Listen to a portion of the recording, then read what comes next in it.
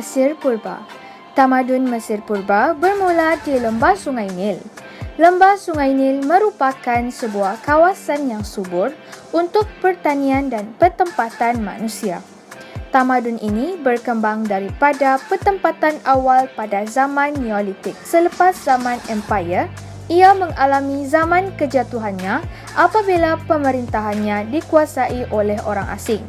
Antara orang asing yang telah menguasai Mesir Purba ialah Libya, Kush, Assyria, Parsi, Yunani dan juga Rom. Proses pembentukan tamadun Mesir Purba. Penggunaan alat logam membolehkan orang Mesir membina sistem perparitan dan pengairan untuk pertanian. Pertempatan tetap di sepanjang lembah Nil, kemudiannya berkembang menjadi perkampungan. Kampung-kampung bergabung menjadi bandar dan bandar-bandar telah bergabung untuk membentuk sebuah nome atau daerah. Semua nome telah disatukan dengan salah sebuah bandarnya menjadi pusat pentadbiran.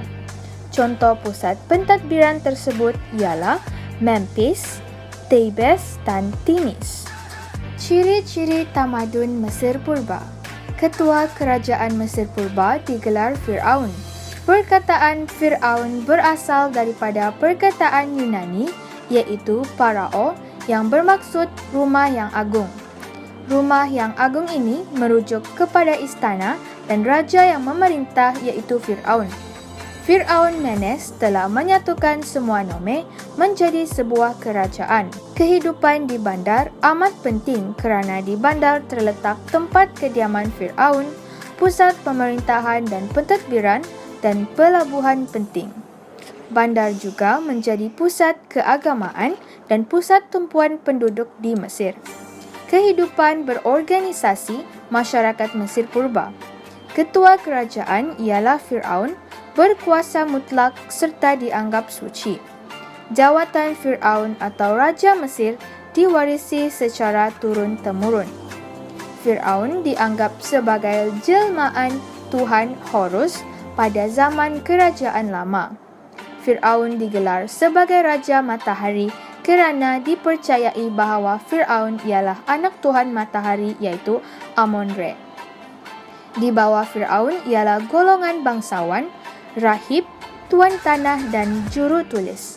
Lapisan seterusnya ialah golongan rakyat bebas yang terdiri daripada petani, pedagang dan artisan. Lapisan yang paling bawah ialah hamba. Sistem pemerintahan Mesir Purba. Pemerintahan diketuai oleh raja yang berkuasa mutlak iaitu Fir'aun.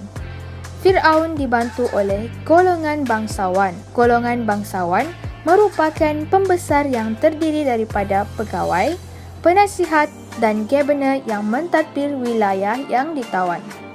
Rahib bertanggungjawab mengurus hal keagamaan.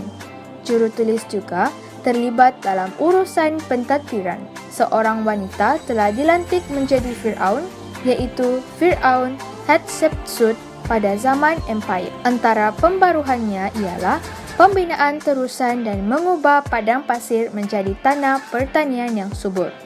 Ini membuktikan bahawa wanita mampu memerintah serta mempunyai kedudukan atau status yang tinggi. Pengkhususan kerja dalam masyarakat Mesir Purba. Pekerjaan penting ialah penenunan dan membuat barang tembikar dan peralatan. Ekspor utama Mesir Purba ialah kertas dan tekstil. Perlombongan emas telah dijalankan di kawasan Nubia. Pengangkutan air sangat penting. Sungai Nil sangat lebar dan dalam. Ini membolehkan kapal-kapal berlabuh di pelabuhan seperti Thebes dan Memphis. Kepercayaan dan agama Mesir Purba. Orang Mesir Purba percaya kepada konsep politeisma iaitu pemujaan banyak Tuhan. Mereka juga percaya kepada kehidupan selepas mati. Mayat perlu disimpan dan dijaga dengan teliti.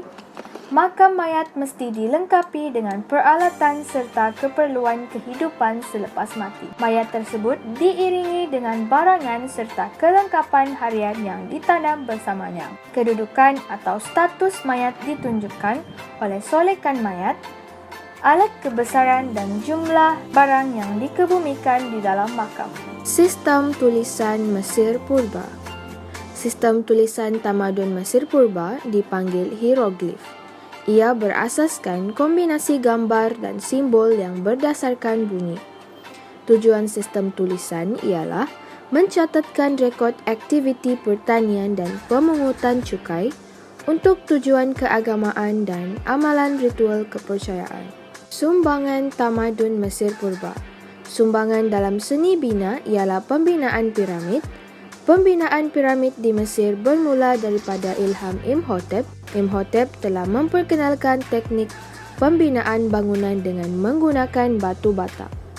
Jasa Imhotep yang terbesar ialah pembinaan piramid Saqqara. Piramid Saqqara ini merupakan piramid yang tertua dan binaan batu yang pertama di dunia. Orang Mesir Purba telah berjaya mencipta kertas daripada pokok papirus. Penciptaan kertas telah memudahkan penyimpanan rekod untuk menyimpan segala khazanah bangsa. Hieroglif ialah tulisan awal Mesir dan merupakan tulisan bergambar. Tulisan ini berkembang ke tulisan hieratik, iaitu tulisan berangkai, dan kemudian ke tulisan demotik.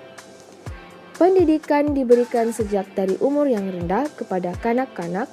Institusi pendidikan dikendalikan oleh rumah ibadat dan diletakkan di bawah pentadbiran kerajaan. Mereka diajar geometri, matematik dan sains bagi melahirkan golongan terlatih. Terdapat kemajuan ilmu perubatan dalam tamadun Mesir Purba. Khasnya, proses memumiakan mayat mempunyai kaitan dengan kepercayaan orang Mesir Purba. Mereka percaya kehidupan selepas mati dan mayat mestilah dijaga dengan baik. Tahap keilmuan dan kemahiran khasnya dalam bidang kimia, fizik, perubatan dan pembedahan memberikan sumbangan besar kepada perkembangan ilmu hingga ke masa kini. Ilmu matematik seperti algebra, geometri dan astronomi digunakan sepenuhnya dalam usaha untuk mengawal banjir Sungai Nil. Sistem pengairan telah berjaya menukarkan kawasan padang pasir menjadi kawasan tanah pertanian. Sistem kalender 365 hari berdasarkan 12 bulan setahun telah diperkenalkan kerana pengetahuan dalam bidang astronomi dan matematik.